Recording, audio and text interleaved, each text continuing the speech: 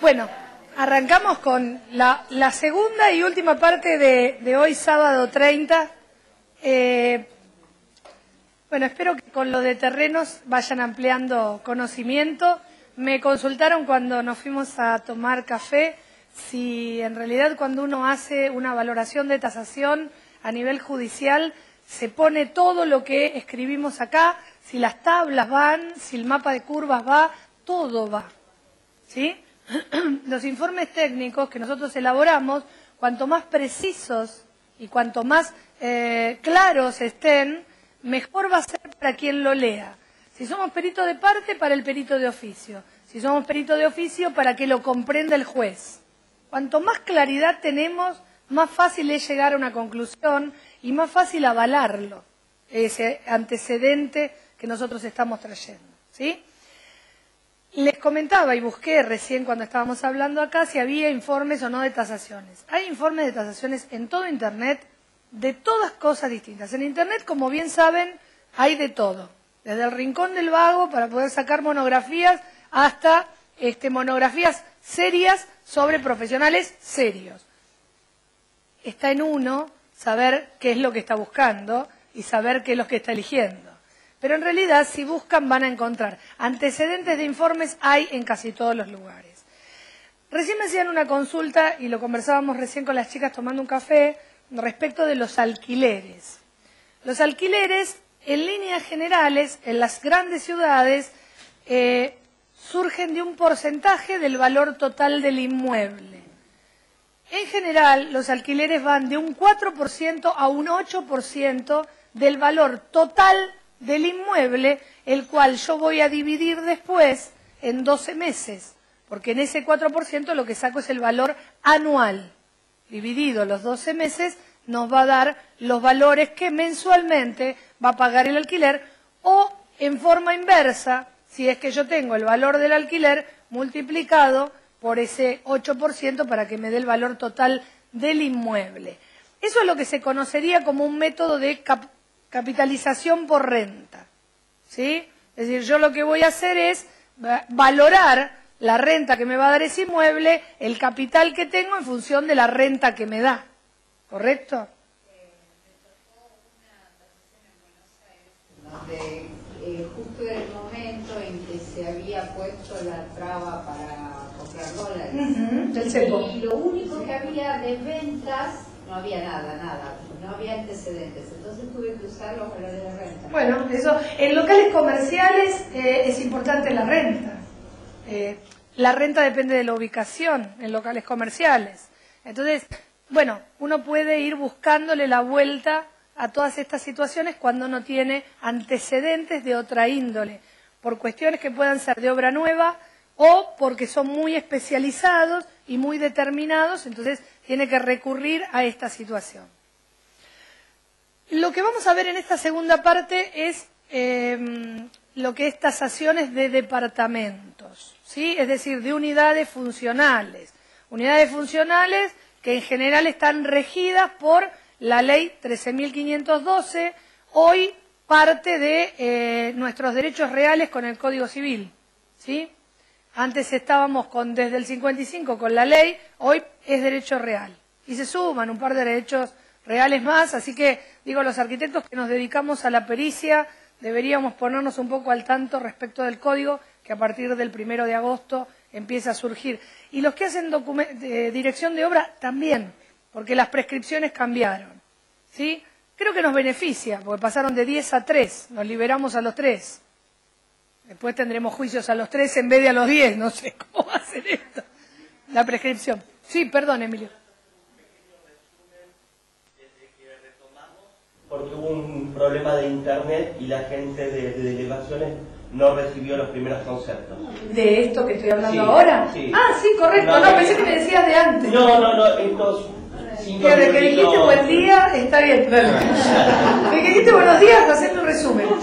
Bueno, no, el comentario de recién era, simplemente hablo para la gente que me está viendo fuera de este ámbito, que lo que estábamos hablando era respecto de la capitalización por rentas en alquileres y el valor de esos alquileres respecto al valor total del inmueble. Entonces, a través de la renta yo puedo valorar cuánto puede costar un inmueble en función de eso. ¿Cómo se calcula el alquiler de un inmueble? El alquiler se calcula entre un 4 y un 8% del valor total del inmueble, que es ese valor anual que se divide en los 12 meses y me va a dar un valor de renta. Creo que lo que dije hasta acá fue eso, y ahora pasaba a contar que íbamos a hablar de unidades funcionales y tasaciones de esas unidades funcionales que están dentro del régimen de propiedad horizontal. Se supone que las unidades funcionales son más sencillas de tasar, sobre todo con conocimiento del mercado. ¿Por qué? Porque hay más variedad. Es más fácil encontrar departamentos que encontrar terrenos. Entonces, tenés más antecedentes, es más sencillo. Siempre se aplica, y en la medida que se pueda, más de 10 antecedentes que voy a ir descartando, como nos pasó en el caso de terrenos, con algo que esté muy dispar de lo que yo voy a tener. Se puede elaborar mapas de curvas también con esos antecedentes en determinados, por ejemplo, unidades funcionales. Si las unidades funcionales en un determinado sector son de uso de vivienda y de 2 ambientes, como suele suceder en Buenos Aires, entonces a partir de ahí uno sabe que tiene, según la ubicación, distintos valores de esos ambientes. Por supuesto que entra a jugar muchas otras cosas más que la ubicación y la aptitud cuantitativa. En el terreno juega eso, la ubicación y la aptitud cuantitativa. ¿Qué le voy a poner arriba y dónde está ubicado? En el departamento empiezan a jugar muchas otras más cosas, por eso tiene muchos más coeficientes. Coeficientes mínimos que nosotros vamos a ver ahora. Y otros que se pueden agregar. Digo, el tema de cocheras, lo dije ayer, el de amenities que se pueden agregar, que hablábamos de esto, expensas más caras, expensas más baratas, conviene. En una época en Buenos Aires se trataba de conseguir PHs, para que la gente no pague expensas. Esa movida se fue diluyendo, porque había menos seguridad con el PH. Ahora todo el mundo quiere edificios que tengan 5 o 6 policías en la puerta. No te garantiza absolutamente nada, pero en realidad uno se queda un poco más tranquilo. Por lo menos tiene que pasar esa valla. Si tenés cocheras en el propio edificio, también es mejor, porque en realidad vos llegas con tu coche a la cochera y vas hacia tu departamento. Hay un tema de seguridad que es importante en la Ciudad de Buenos Aires, en los alrededores de la Ciudad de Buenos Aires. Desconozco lo que pasa aquí en Mar del Plata, pero bueno, eso también mueve el mercado, aunque parezca mentira. Van a ver que van a haber un par de digo Filmina otra vez, un par de slides, en los cuales volvemos a repetir lo mismo de lo que hablé cuando dije ayer, hola, ¿qué tal? Yo soy la arquitecta Miriam Pinto. Y vuelvo de nuevo, ¿cuántas formas tengo de poder hacer esto? Lo reitero, a pesar de que lo vimos, porque volvemos a lo mismo. Esto que estábamos hablando recién de la capitalización por rentas, ¿cuánto vale un departamento si yo sé cuánto vale un alquiler? Ahora, hay que ver en realidad si me lo pagan. Porque cuando yo tengo un alquiler que alcanza casi un 8%, el valor del inmueble es altísimo. Lo que hay que ver es si realmente ese alquiler se alquila. ¿Sí? Digo Puerto Madero, por ejemplo. Con el caso Nisman todos nos desayunamos cuánto valía alquilar un departamento en Puerto Madero. Bueno, el valor del inmueble también es muy caro, pero también Puerto Madero tiene un nivel de vacancia de no venta desde hace bastante tiempo. Y si van a Miami, van a ver que el nivel de vacancia en Miami es exactamente igual, a pesar de que los impuestos, la carga impositiva en Estados Unidos es mucho más alta que la que tenemos nosotros. Bueno, nada, esto ya lo vimos, lo charlamos ayer. Esto es un poco lo que les decía antes, ¿no? Hablo con el terreno y el edificio, o el edificio y el terreno por cada uno de los lados. Y este es el famoso antecedente. Repito esto de asimilador, acuérdense que acá lo vimos también para terrenos, pero esto se vuelve a repetir varias veces en la venta, en lo que es tasación de unidades funcionales. Casi todos los coeficientes en unidades funcionales están definidos por el Tribunal de Tasaciones de la Nación. Va a haber algunos que no, y que lo van a tener que poner ustedes. ¿Quién define el antecedente y qué pone como, quién define el asimilador? ¿Quién pone el coeficiente de corrección? Lo pone el perito experto, es decir, yo, ustedes. ¿Sí? ¿Y cómo define eso? Lo define por su expertise. Ya no hay fórmulas. Ahí entra en juego el conocimiento que yo tengo del mercado y el conocimiento que yo tengo sobre la arquitectura y la infraestructura. Eso, la verdad, no se puede transmitir. Eso solamente se aprende estando en el medio. No hay forma. Por más que hagamos curso de tasación, la definición del coeficiente de corrección la pongo yo. Sí, el Tribunal de Tasaciones de la Nación me dice, bueno, mira, a ver, si tenés el departamento al frente, podemos decir que está mejor que si lo tenés al contra al frente.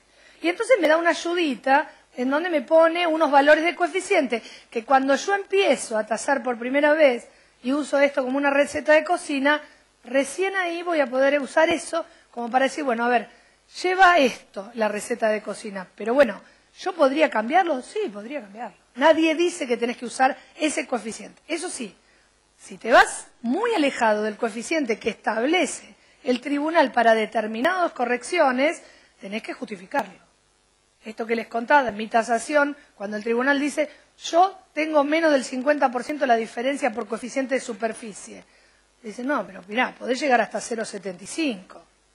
50 es mucho, tendrías que haber elegido otra cosa y no utilizar ese antecedente. Bueno, pero él lo justificaba de la manera que tenía que justificar la superficie. Si uno lo justifica, no hay ningún problema, pero en general te van a pedir una justificación.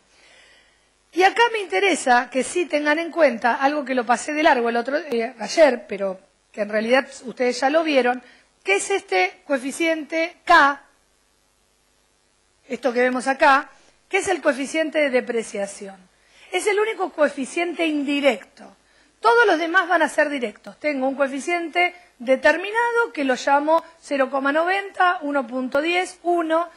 En cambio, el coeficiente C, que es el coeficiente de depreciación, está dado a través de una tabla, que es la tabla de Rossi-Heidecke, tabla que nosotros conocemos porque la utilizamos para medianería, ¿sí? La tabla que hace depreciación y que yo ayer les comenté que es la más avanzada de todas, después de lo que es la tabla de relación de depreciación lineal, y lo que hace es que ese coeficiente esté dado por esta fórmula que es 1 menos K, donde K es el coeficiente que me sale por tabla, sobre 2. Entonces, cuando yo tengo el conocimiento suficiente de cómo está la situación del Estado y la antigüedad que tiene esa unidad funcional, yo voy a ir a la tabla en cuanto a los años y en cuanto al estado de conservación que ellos tengan, y a partir de ahí voy a sacar el valor K. Y con ese valor K yo voy a hacer el valor del coeficiente de depreciación. Voy a borrar acá, permiso, y vamos a anotar ese coeficiente para saber cómo se saca ese coeficiente. Algo que no tengo es la tabla de Rossi-Heidecke, que no la pude encontrar. En realidad la que existía, la tengo acá, la tabla, pero no para ponerla en la pantalla. Pero ustedes me tienen que creer y la van a conseguir fácilmente, y si no les dejo una fotocopia. 1 menos K sobre 2. Este es el coeficiente de depreciación.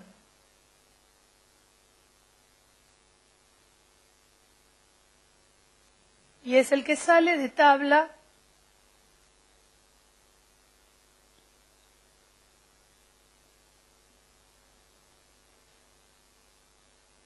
de Rossi-Heidecke, que más de un alumno me dijo Heineken.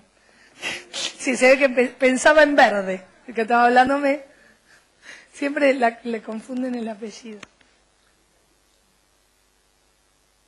Bueno, otros coeficientes que empiezan a aparecer y son estos de los cuales yo les comentaba, que uno tiene ya determinado un coeficiente que definió el Tribunal de Tasaciones de la Nación. Si yo tengo un departamento, de acuerdo a la ubicación por piso, la ubicación por piso va a ser en los planos horizontales. Es decir, voy a tener planta baja, primer piso, segundo piso, tercer piso. Este tipo de coeficientes hay que tener en cuenta que estuvieron dados antes de las grandes torres. Entonces, en general lo tiene hasta 13 pisos. Si tenemos que hacer una, por ejemplo, el de Peli no sé cuánto tiene de acá, que vi el otro día, 20, 30, bueno. Y Le Parc en Buenos Aires tiene 50. ¿Cómo calculás? Empezar de 0,50, a sumarle, es complicado. Ya ahí entramos en otra cosa. Los coeficientes básicos son estos. Después, a partir de eso, uno va agregando cosas. Va a depender de las vistas, de la iluminación,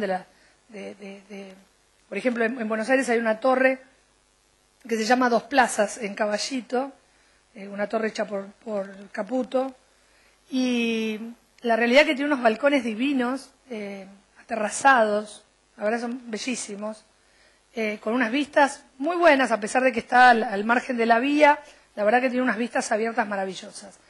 Ahora, todos los balcones tienen vidrio, porque te volás. Es decir, la torre es tan alta y los vientos son tan fuertes en ese sector, porque hace como un corredor de viento, que todos los balcones son balcones y a su vez un vidrio alto hasta los 2 metros de altura. Sin darse cuenta los muchachos que lo que habían puesto, todos los equipos de aire acondicionado, los condensadores los mandaron al balcón.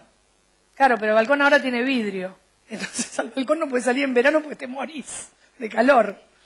Bueno, esas cosas que pasan los arquitectos, hay cosas que se olvidan, ¿viste? Bueno, coeficiente de ubicación por piso. Si es planta baja, mi coeficiente de ubicación por piso va a ser de 0,90. Si es el primer piso, va a ser de 0,95. Si es el segundo piso, de 0,98. También podría decir que desde el segundo piso hasta el octavo piso, aproximadamente estaría en un 1. Ese sería el margen que tengo de coeficiente. Si no, voy sumando de piso por piso. Del cuarto al octavo tengo 1,02. Si no varía mucho, es un poquito mejor, ¿sí? Solo hablando de ubicación por piso.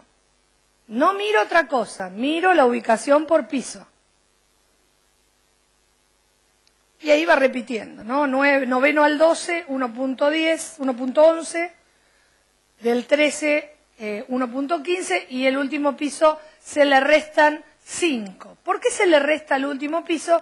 Porque en líneas generales el último piso tiene condiciones peores que las que puede tener el piso anterior, ¿sí? Siempre problemas de terraza, problemas de tanques de agua, de distribución de agua, ¿sí? Calor, piletas, bueno, depende qué. Ojo, si el último piso es un triplex o un duplex o un penthouse, es otra cosa, ¿sí? Por eso digo, esto es lo estándar. Coeficiente de ubicación por planta. Si está al frente, 1.10. ¿Por qué? Se supone que el frente es la mejor condición de la planta. Cosa que yo no estoy de acuerdo. Bueno, claro, pero bueno, por eso digo, yo no estoy de acuerdo. Para mí no es la mejor condición estar al frente. La mejor condición es estar al frente y tiene la mejor orientación y tengo una plaza enfrente. Claro, pero si vos estás al sur con un edificio al frente y que mira a un edificio gigante enfrente feo, que tengo una fábrica, yo me reía porque por WhatsApp ayer mandaba a mis amigas y decía, ay, estoy acá, y mostraba el mar, ¿no? Divino que hay acá. Y todas me mandaban fotos de la oficina y todas eran paredes. O sea, yo estoy acá en 11 y una pared horrible que tenía enfrente. Pero bueno, es lo mismo, digo, si vos podés estar al frente y puede ser un lugar horrible que esté enfrente. Contrafrente 1 e interno 0,90. ¿Interno qué es interno? Claro, ahora ya no se construye como ahora.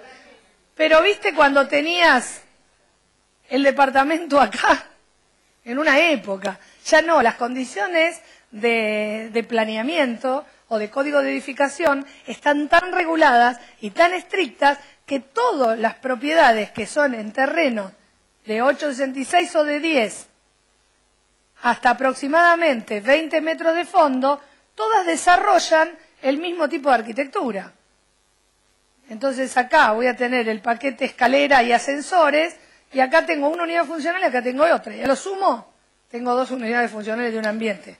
No hay que ser muy baracho para saber eso, ni hay que haber estudiado arquitectura, con solo mirar las revistas que están dando ventas de departamentos, vas a ver que toda la construcción, por lo menos en Buenos Aires, se parece mucho a esto. Digamos, está la habilidad del profesional en hacer cosas que sean mucho mejores que esto, pero el estándar, el del inversor, es esta, ¿sí? Coeficiente de características constructivas, y acá es un viejo referente del tribunal, que por ejemplo en algunos de los casos habla Económica se refiere a lo que sería una vivienda en algún momento FONAVI o en alguna vivienda económica a través de un plan, ¿sí?, que el Estado pueda dar. Cuando habla de económica se refiere a eso. También puede ser económica porque sea una casa sin categoría, que sea más bien más pobre.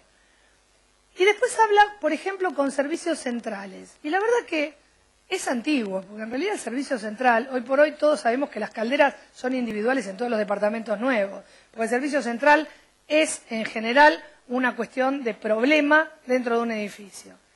Ahora, en su momento, los edificios de categoría tenían servicios centrales. Entonces, le daba la categoría al edificio el servicio central o el servicio individual. Ese era el punto en donde toma ese coeficiente. Por eso digo, este coeficiente es, bueno, y lleva 2 huevos. Bueno, lleva 1,5 huevos, lleva 3, bueno, no sé. Pero este es el que te dicen. Después vos lo vas a ir ayornando. Coeficiente según la superficie cubierta. La superficie cubierta, a partir de 30 metros cuadrados en adelante, va a ser de 0,10 a 0,90 aproximadamente. A 0,90, de 30 metros en adelante hasta llegar a 100. Y este coeficiente de superficie es más específico, ¿sí?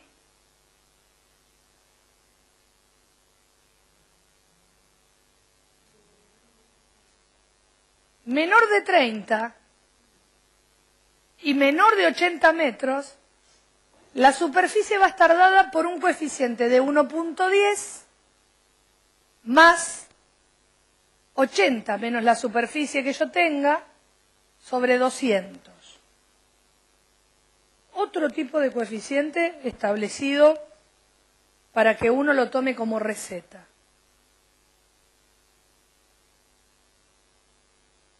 En el caso de 80,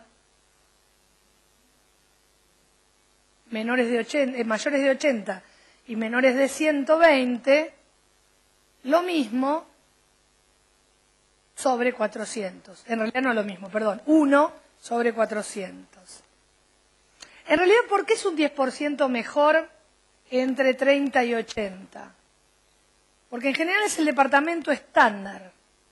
El departamento estándar en general tiene menos de 80 metros y más de 30 metros cuadrados. Un 2 ambientes, un 3 ambientes.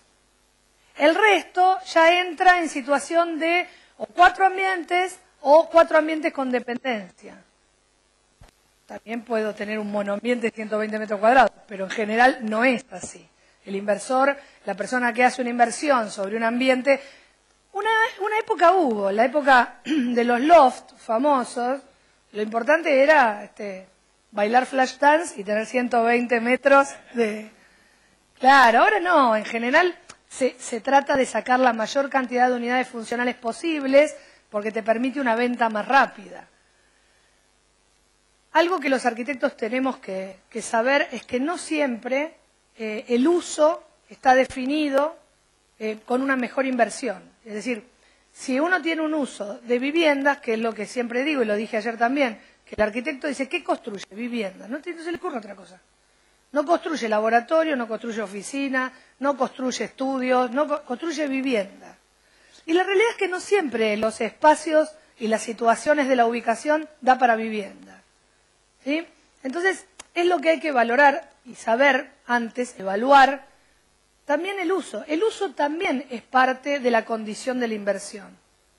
Uno puede valorar los metros cuadrados de construcción, pero a su vez valora el uso.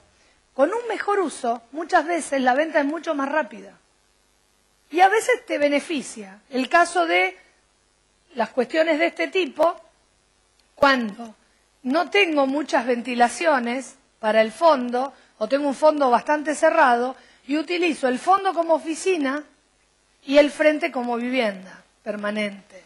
Entonces, esa conjunción de los dos usos me permite usar mejor el código de planeamiento o el código de edificación. Eso sí es una obligación nuestra. Eso no lo saben los martilleros, lo sabemos los arquitectos. ¿Por qué? Porque somos los que todo el día tenemos la posibilidad de ser proyectistas nuevamente y decir, bueno, está bien, no estoy trabajando de proyectista específicamente, pero sí estoy haciendo un proyecto de inversión. Entonces yo propongo que el proyecto de inversión sea esto. Cuando uno hace un proyecto de inversión tiene que tener conocimiento vasto sobre el código de edificación del sector donde está trabajando. Si uno no sabe los códigos, cómo se utiliza, todas las herramientas que uno tiene que saber utilizar, no puede hacer un proyecto de inversión. Tampoco de factibilidad. Tiene que conocer que todo lo que es escape de incendios y está presurizado, en el caso de Buenos Aires, le descuenta FOT. Y entonces me permite poder cargar más de metros cuadrados vendible a un sector como la escalera que no sirve para nada. Es obligación nuestra. Ese conocimiento lo tenemos que tener. Eso no es simplemente leer el código y tratar de saberlo un poco mejor. Coeficiente de actualización. Hoy cuando estábamos hablando de la actualización respecto de, bueno, tengo un dato, pero un dato viejo. Entonces yo necesito hacer una tasación con un dato que es de hoy, no el dato que tengo de antes. Puede haber un coeficiente de actualización, que en líneas generales yo, por ejemplo, aplico el del CAC, ¿sí? De la Cámara Argentina de la Construcción. Entonces, para no usar el del INDEC y no entrar en problemas políticos. Entonces uso el del CAC y digo, bueno, respecto de febrero del 2005 a marzo del 2015, tengo un desfasaje de índice que me define la Cámara Argentina de la Construcción de un tanto por ciento. Ese tanto por ciento, según lo que me defina, lo defino como coeficiente de actualización. Es un 50%, le pondré un 1.5. Si bajó, le pondré menos de un 1. Eso lo defino a priori yo. Mi expertise me define eso, pero tengo que saber cuándo fue ese índice. En algún momento se aplicaba el del INDEC y era todo mucho más sencillo. Hoy el de la Cámara, la otra opción es tomar valores inmobiliarios del 2006 o 2005 y tomar los valores de inmobiliario de hoy y ver en cosas iguales cómo fue creciendo la valoración o cómo no fue creciendo. Muchos de los casos no fue creciendo. Ella me preguntaba hoy el valor, ¿por qué me cobran más de alquiler si el valor del inmueble es el mismo? Estaba hablando de eso. Ella me dice, Mar del Plata se paga con expensa. Bueno, está bien. Buenos Aires no. Buenos Aires las expensas ordinarias las paga el inquilino, las extraordinarias las paga el propietario. Hoy por hoy, Código Civil nuevo, no hay extraordinarias, hay solo ordinarias. Ordinarias. Bueno, pero está bien, no importa, pero el comentario tiene que ver con esta situación de, si no aumenta el inmueble y yo el alquiler lo tengo, y bueno, el mercado canta otra cosa. Digo, por más que yo sé la tabla... Porque habíamos hablado que en el año te da un valor, claro. El segundo año por más que se repita. Pero porque contempla la inflación, o sea, de alguna manera si también tiene que estar cubierto. Pero no sube el monto del inmueble.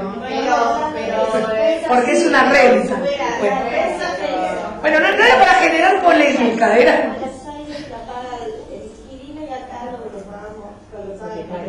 Está bien, pero no era para generar polémica. Digo, lo que quería comentar era, si el inmueble no sube, ¿por qué la actualización del alquiler sube? Bueno, ya ahí cambia otra cosa. Digamos, ya ahí, bueno, ¿tengo un valor real de tasación si yo tomo la capitalización por renta? ¿Es real? Bueno, ¿viste? Y que yo antes dije que sí. Entonces digo que sí, ahora digo que no. La realidad es que el mercado me canta otra cosa. Vuelvo, otra vez, insisto. Tiene que ver con el mercado. Si no conozco el mercado no puedo tasar, no puedo hacer nada. Yo tengo información del mercado, no sé cómo ese mercado se mueve, cómo es dinámico, no sé cómo se mueve, no puedo hacer nada. Coeficiente de oferta, esto que hablamos de ofertas, lo lleva de 1 a 1,20, en general de 1 a 1,10. Podría llevarme en 1,20 si fuera un 20% más arriba, en general no. Y empiezan a aparecer coeficientes con condiciones particulares que yo puedo agregar o no. La condición de mejora. Escuchando a los amigos inmobiliarios dicen, mira, si tenés que hacer una mejora en el departamento, arreglá la cocina y el baño, porque es lo único que va a levantar el valor del inmueble. Si vos lo pintás, si vos le cambiás las carpinterías, si vos le ponés alfombra o le ponés madera, eso no levanta el valor del inmueble. Solo aumenta el valor del inmueble arreglar baño y cocina. Es decir, que si tienen un inmueble que quieren venderlo y todavía están viviendo, piensen en el baño y la cocina, porque realmente no hay otras cosas que aumenten el valor. El de funcionalidad habla de la situación obsoleta del inmueble. Cuando vos tenés un inmueble, casa de departamentos, con ambientes poco ventilados, poco iluminados, como en otras épocas se utilizaba y se permitía dentro del Código de Edificación, obviamente pasa a ser obsoleto. Ya no va a tener el mismo uso ni la misma condición de habitabilidad que tenía en su momento. O si le cambié, lo que suele suceder mucho en los departamentos de un ambiente. Se compra un ambiente y después alguien lo divide. La división, digamos, de lo que queda desde la cocina hacia el dormitorio siempre va al frente, en general pasa a ser un ambiente que no tiene ventilación y no tiene iluminación. Porque nunca fue concebido así, fue concebido como un ambiente. Entonces, en general, tiene una extensión, según el Código de Edificación de la Ciudad de Buenos Aires, de no más de 9 metros. Ya, 9 metros es un montón. Lo divido, ya me hago una habitación que dé al balcón y se terminó. Ahora, la funcionalidad de esa no es lo mismo. No es lo mismo. No ventila, el comedor, el living no ventila. Le puedo poner un vidrio, le puedo poner ventilación mecánica, pero ya no tiene la misma condición. El coeficiente de amenities es un coeficiente que hay que elaborar porque todos los días aparece un amenity nuevo, por lo menos en la Ciudad de Buenos Aires, con condiciones como extras, que aparece como un coeficiente abajo, que podría ser otra situación que me dé. El caso en Buenos Aires, los amenities son muy pocos, en general es el Zoom, los laundry, todos en inglés, y encima amenity creo que es en francés, las piscinas, el gimnasio. Esas 4 suelen ser las que... Ahora, podés llegar a tener un sector de juego de niños, que capaz no estaba contemplado. Ahora, si yo tengo juego de niños, tengo que tener departamentos de más de 3 ambientes. Porque ¿a qué niños voy a mandar si tengo todos de 2? En general, el ambiente de 2 ambientes es para una pareja que se inicia. Por eso la mayoría de los ambientes en Capital Federal son de 2. Cuando buscas 3 no encontrás. Como los terrenos son de 8,66 y el formato suele ser encontrás más de 2 que de 3. De 4 ni te cuento, no encontrás más. Ya no hay gente. Digamos, hay 2 de 2. Están todos separados, entonces van 2 de 2. Pero en realidad cuesta mucho encontrar edificios con 4 ambientes. Cuando encontrás con 4 ambientes, son edificios que tienen una carga de amenities tan grande, porque es de familia, que termina siendo muy, muy caro.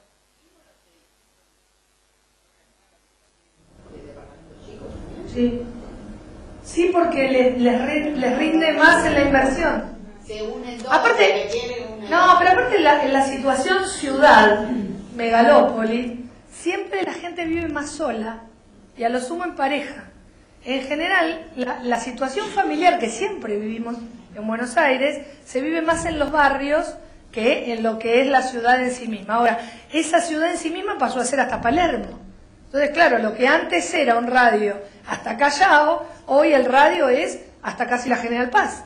Entonces, bueno, no la General Paz, pero por lo menos hasta llegado bastante cercano a la General Paz, en donde sigue habiendo situación de edificio. El que vive en casa es el de la familia y es el barrio más chato.